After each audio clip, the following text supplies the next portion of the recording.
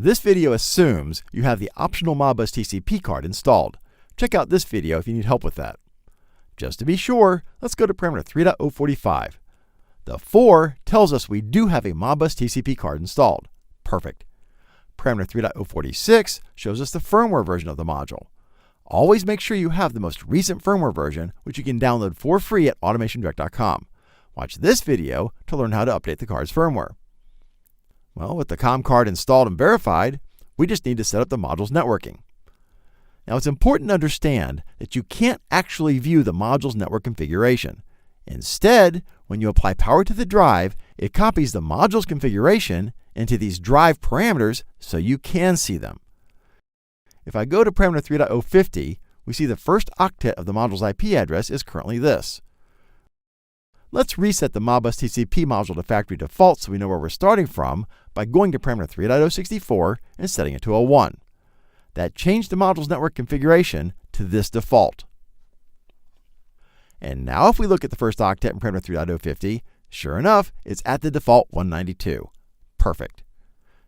You'll need to change the addressing to work with your network settings, of course. I'm not connected to a network right now, so we can change the IP address to anything. Let's go to parameter 3.050 and change that first octet to 123. Again, we just changed this guy. To get that into the module, we need to go to parameter 3.065 and set it to a 1. That transfers all of these drive parameters permanently to the module. I'll power cycle the drive, and sure enough, if I go back to parameter 3.050, we see it did get changed to a 123. Now, if things don't get updated after you power cycle the drive, it's probably because you forgot to set parameter 3.065 to a 1 to make that transfer.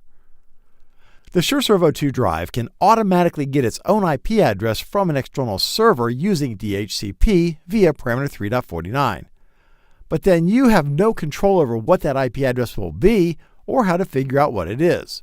So we strongly recommend leaving it set to static or fixed IP address unless you know you need DHCP and you know how to use it. You can also specify a comms timeout time, and if you want the comms timeout to do something to the drive. It can warn and continue, warn and ramp to a stop, warn and coast to a stop, or do nothing.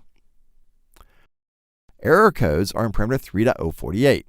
For example, I don't have an Ethernet cord plugged in right now, so I get the error code for Ethernet connection error. If I plug in a live network cord and refresh the parameter, the error goes away. This error code parameter is a big help when trying to debug networking issues, so don't forget it's there. That's all there is to configuring a COM module. Just remember to power cycle the drive to see the current module's configuration in these drive parameters and to write a 1 to parameter 3.065 to copy any changed drive parameters permanently to the module. Forgetting to do either of those will give you a headache as you try to figure out why things aren't working. Well, now that the module is configured, it's time to talk to it from a controller. Look for videos like this one, where we show you how to control a SureServo2 drive from a DoMore Bricks PLC via Modbus TCP.